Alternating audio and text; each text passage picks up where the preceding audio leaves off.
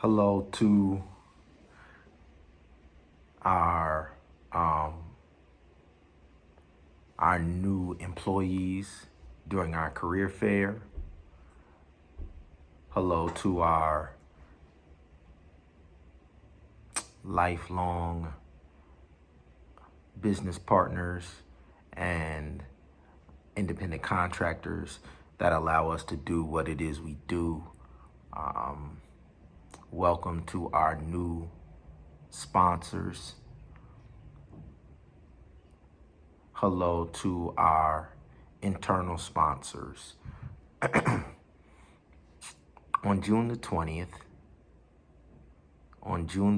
we begin within ITB Break the Cycle. ITB means in the beginning.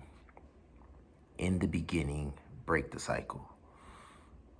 ITB Break the Cycle, LLC. There is a blueprint from the beginning of time on how to cleanse and heal the land or repair the damage to the financial economy when famine, drought, crops fail. There's been a historical record of very specific principles, a very specific lifestyle that the individuals who hand down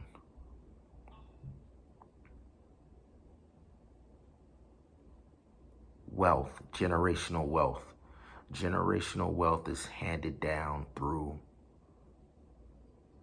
something called a storehouse.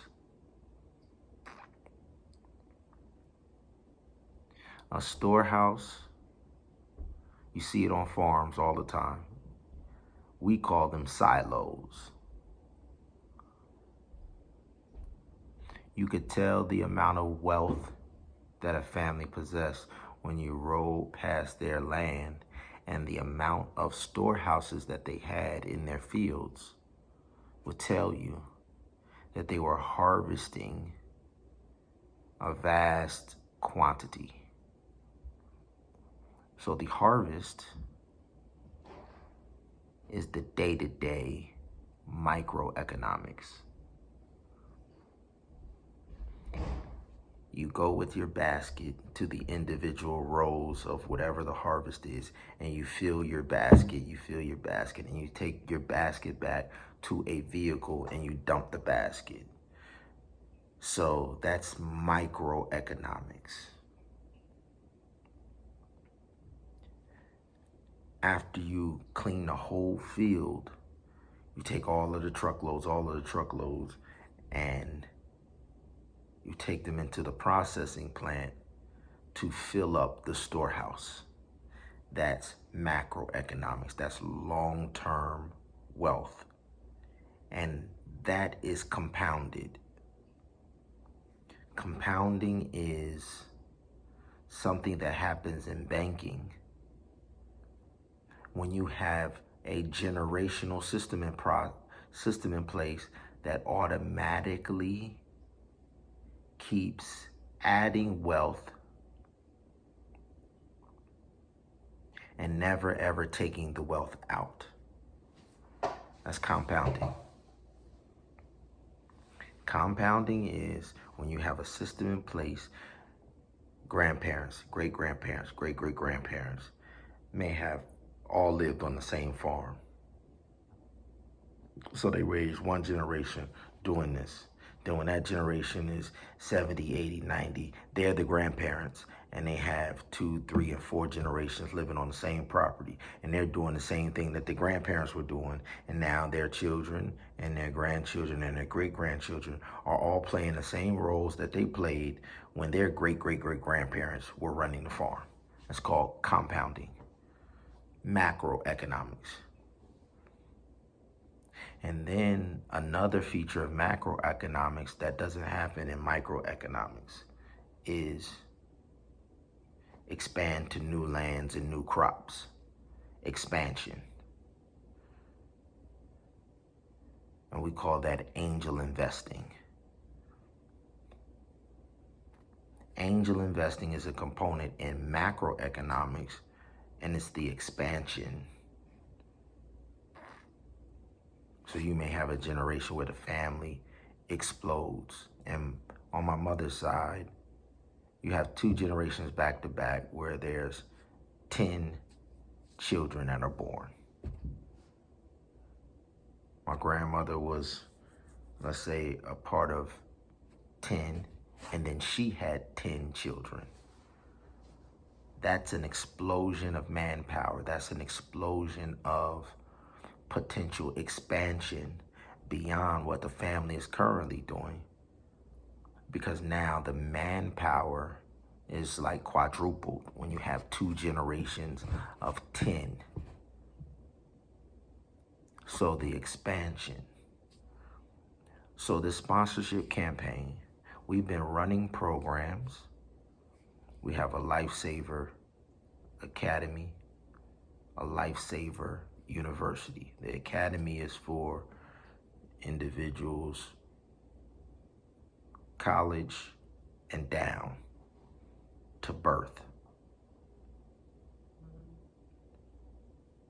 Then the university is for individuals who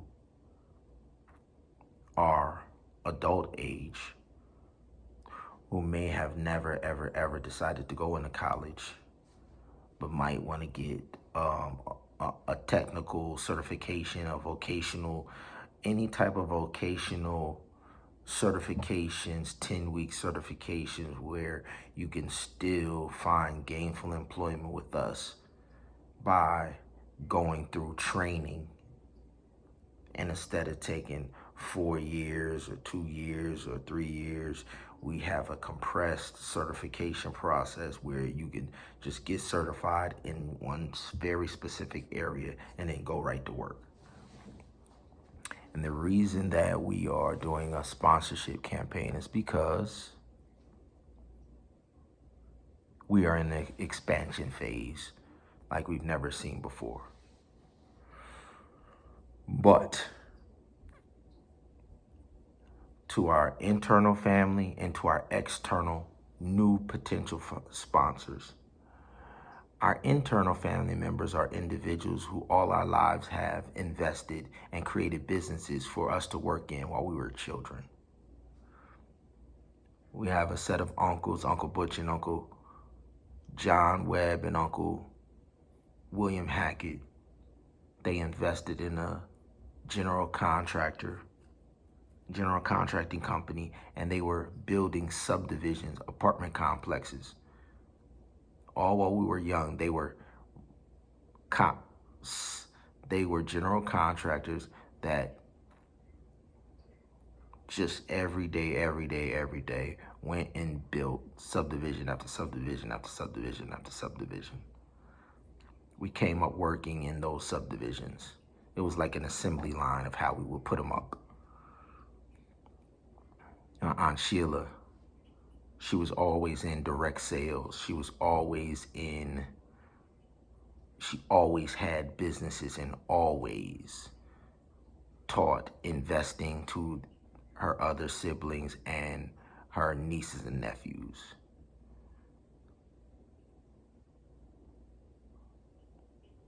Community recreational centers that our family invested in and ran.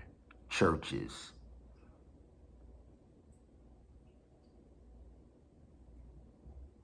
But the most important thing, the greatest waste of wealth for the people in our community and the businesses are the recreational leagues that we used to have in our communities that we no longer have. And that is what this campaign is about. We call it neighborhood games. And there are many factors that are hurting our community because we no longer have these thriving recreational leagues. Number one, health. We used to have young children that were always at play, always recreating.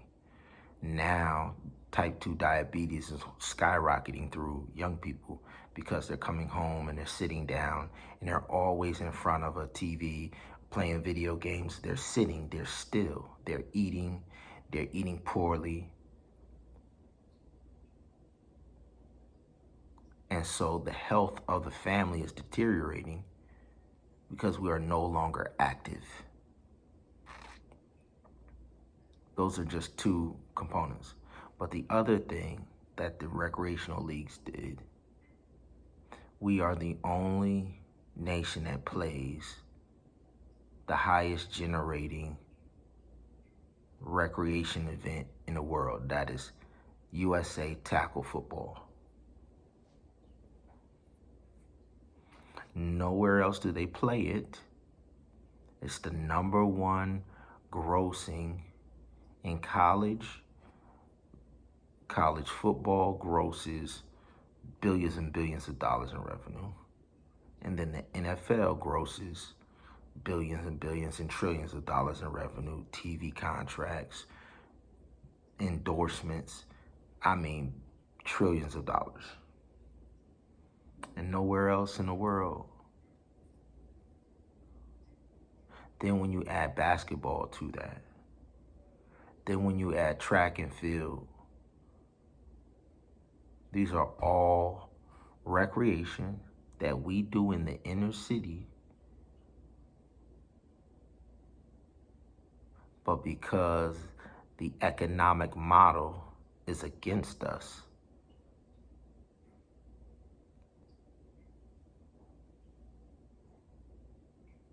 and this last component, the educational system, because we get disenfranchised because we can't make money doing the thing that we're the greatest at. Our individuals get disenfranchised with school and they drop out. So that compounds the situation even worse, because 85% of those who drop out commit crimes and go to prison.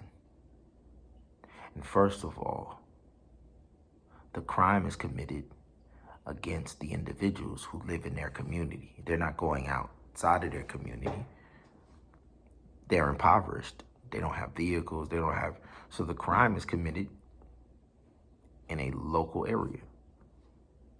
So I'm here to challenge, just based off numbers. This is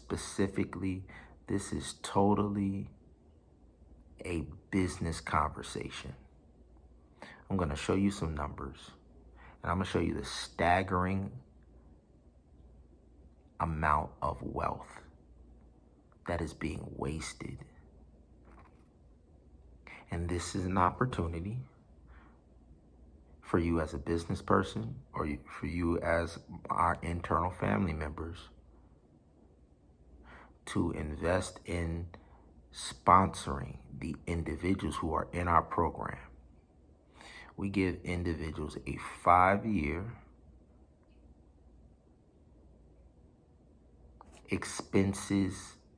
all expenses paid, full scholarship into a financially fit university, where for 5 years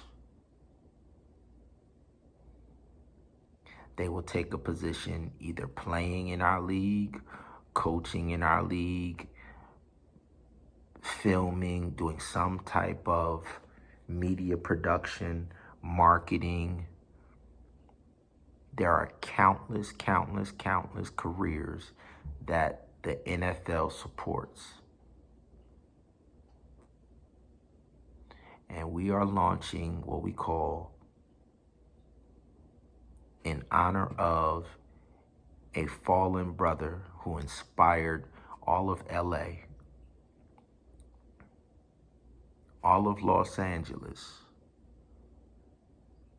by choosing to not settle for a life of gang banging, crime, violence. He said, I'm going to invest in a music studio. I'm going to teach myself how to record. He went to his mom, got his mom to enroll him in a class of the arts. And this is what I'm talking about specific certification courses that put people on a path to go directly in and begin making money immediately once they develop a skill.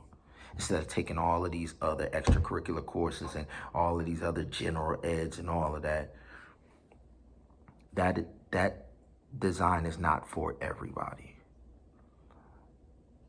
So this individual's name is Nipsey Hussle. And Nipsey Hussle, he didn't do average. He did well above average. Because he could have just stopped with becoming a recording artist. But because he had vision, he invested in pillars in his community.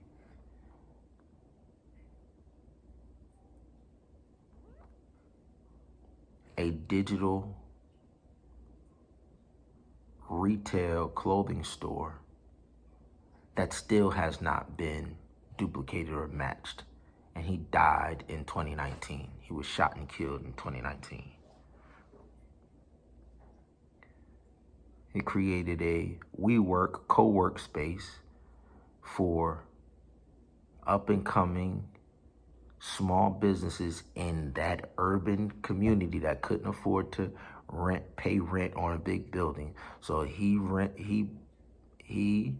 purchased the building, and he had certain floors where the individuals could come and they could maybe 2 days out of the week do marketing or do a promotion. They could do something in their business to help his business, and it would subsidize or pay for their use of the space. And then the other 3 days of the week or the other 5 days of the week, they use the workspace to hold meetings and run their business out of.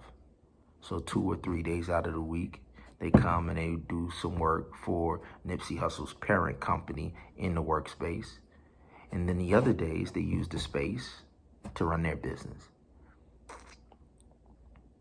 He also created a science, technology, engineering, arts, and math lab because there's only 2% of people of color who go into the high-paying computer science careers. 2%. 98% of individuals who go get those great high-paying jobs on Silicon Valley are not people of color. And so these are all things well outside of being a recording artist. Once he decided that he was going to go in a direction and not settle for what his neighborhood may have been known for, which might have been gang banging or crime or violence, he didn't just settle once he hit the first benchmark. And so in honor of the legacy that he left behind, a legacy of purchasing basketball courts and refurbishing them and encouraging the kids to go out to these basketball courts and get outside and recreate again. So in the spirit of that, we created what we call the neighborhood games in his honor. The Beautiful World Neighborhood Games. And we want to challenge you. Who's the fittest neighborhood in the country? Let's get in the beginning Crossroads Image Fit Challenge, 90-day challenge. We're going to see who's, over this summer, we're going to see who's the fittest neighborhood in the country. City by city, zip code by zip code, county by county. We're going to have you compete in your local area. And then we're going to bring the top, just like March Madness, we're going to bring the top neighborhoods in 10 different recreational competitions. At least 10. It might end up being 12. Just like at the Olympics, once the tally is in of how many of the different areas your city won, that's how it'll be determined if you get an invite to the championship down in Orlando, Florida. And maybe the top 64 teams around the country, top 64 cities, will be invited to Orlando, Florida at the end of the summer to compete for who is the fittest. All while the games are going on, we're also gonna do outdoor music festivals and outdoor film festivals and outdoor art festivals to showcase all of the things that the individuals in our communities have to offer, so that we would inspire the future generation of Nipsey Hussles to do what Nipsey Hussle did. So neighborhood games will be 10 to 12 pro-level recreations that will be filmed, streamed, marketed. Then there will be a series of outdoor music festivals, outdoor film festivals, outdoor art festivals that will also be filmed and documented, streamed and broadcast so that the maximum amount of individuals can consume it. Because if your team is invited to the championship, we want to make sure that all of the cities can watch their team compete for the crown.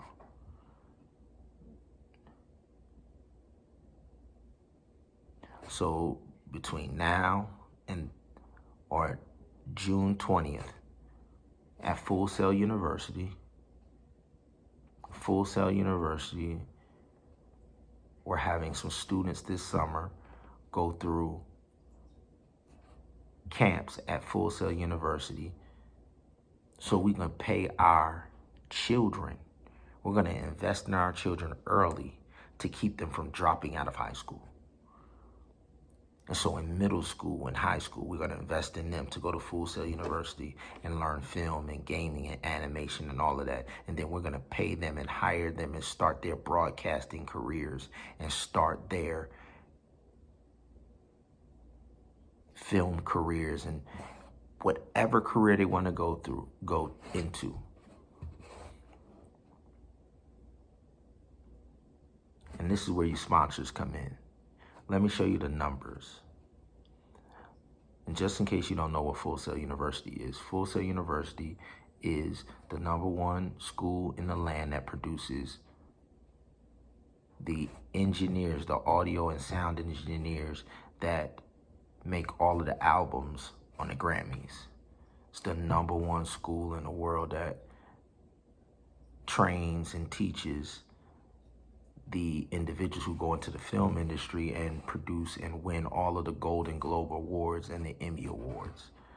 Same thing in animation, same thing in game design, same thing in graphic arts, show production. You get the picture.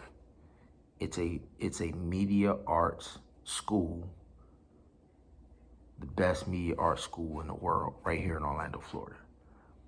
I happen to have graduated from it 3 times. So I reached out to the school to let them know we want to incorporate the school and their school of broadcast in our neighborhood games this summer.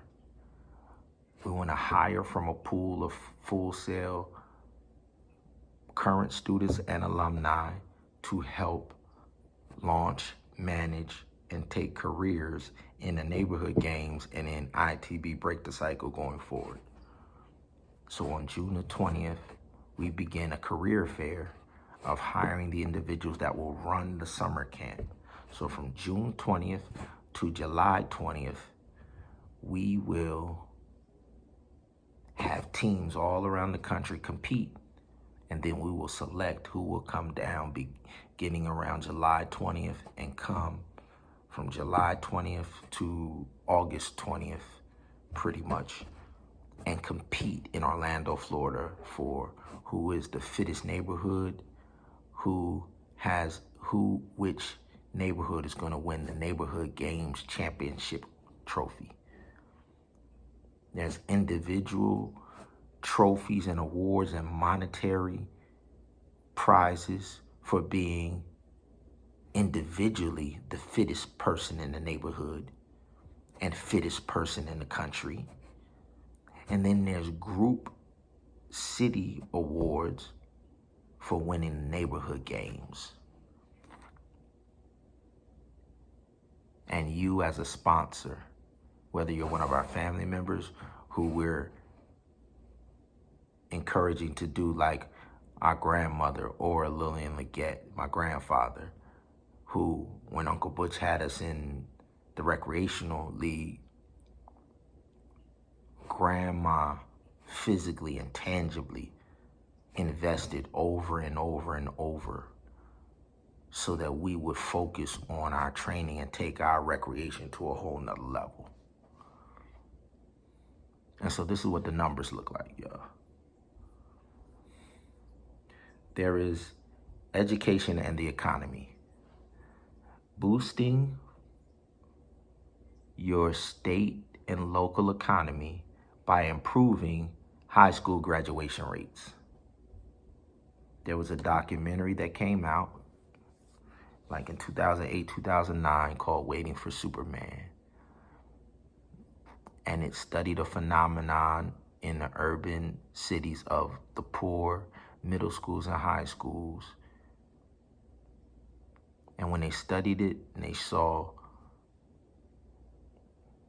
that the high schools are something called a dropout factory. A dropout factory is when students get disenchanted, they drop out and they no longer graduate.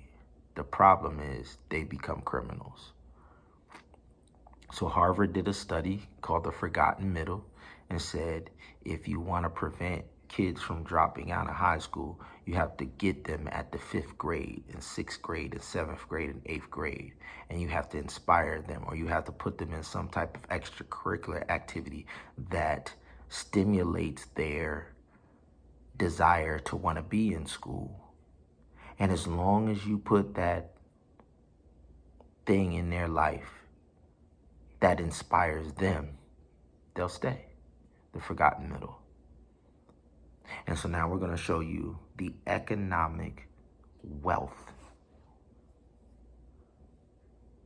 It said in Florida, estimated 90,500 students dropped out of high school in the 2010 class. So this is just one class, the 2010 class. 90,500 students in Florida alone, at great cost to themselves and to their communities. Cutting that number of dropouts in half for a single high school class could result in tremendous economic benefits for the state. Below are contributions that these 45,250 new graduates, so it's saying if you just take in half, if you just cut the amount that dropped out in half, of course you can't get them all, but if you just took half of them, then they're going to calculate how much money Florida would get just off the class of 2010 alone if half of them were encouraged to just graduate. $461 million in increased earnings. This one class alone would spend $46 million in earnings. They would earn $461 million more if they stayed in school instead of dropping out. $461 million. If you are a car dealership, and if you are a sponsor, if we are approaching you to be a sponsor, what it looks like is this. We have a title sponsorship where you can, at various different levels, depending on how much exposure and name exposure you want during the games, name exposure during our live events, name exposure on our websites, and in material that we hand out. Depending on which sponsorship package you choose, you can have one of the huge title sponsorships and your name and your logo and your company be broadcast on everything that we do. The streaming, the games, the live games, product placement, in between, halftime, all of that, right? And what happens is when you have these individuals that we prevent from dropping out, then that $461 million in just the 2010 class, they will spend it with our sponsors.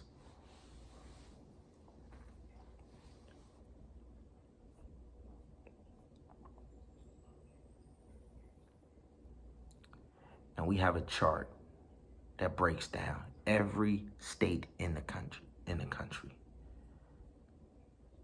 Alabama, the total additional lifetime income if dropouts had graduated in just the class of 2011 in Alabama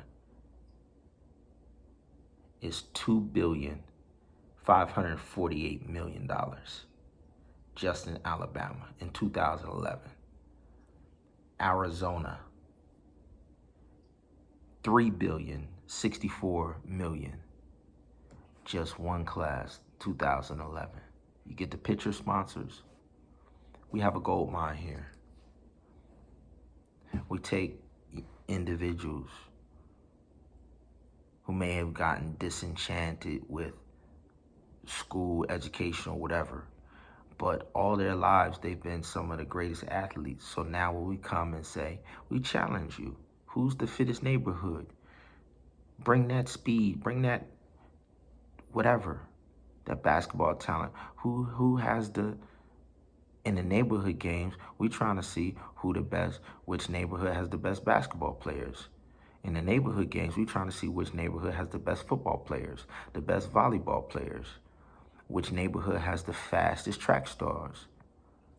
In the neighborhood games, we're trying to see in 12 different areas which neighborhood has the best players. Then we're trying to see which neighborhood, after getting back and getting active again, we want to see through the collective body of all of the people in the neighborhood who are competing in the games, we want to see which neighborhood has the most beautiful, most fashionable, the fittest neighborhood based off of the individuals representing that neighborhood. And we want to come to you as a sponsor. Family members, we want to come to you as a family member because we believe that when you invest in something like this, then you are the true owners of these franchises going forward. Just like our grandfather, John O. Wilson, his name will forever be etched on the street in our neighborhood and on the buildings. We want to get with our family members, and forever we want to pass down these neighborhood games forever to grandchildren, great-grandchildren. So we're coming to our family members to be the angel investors. And then, of course, when the profits come in, we will give you your return on investment. And just like with the outside sponsors, when these individuals now are gainfully employed, they will come and they will support your businesses. They will support your children and your grandchildren. And they will continue to give return on investments as long as you continue to annually be angels investors and invest generation after generation. I thank you. I send this to all the U.S. sponsors, and I look forward to hearing your response and finding out which package, and I look forward to establishing a long, long relationship with all of you family members and all of you businesses in our community. Thank you.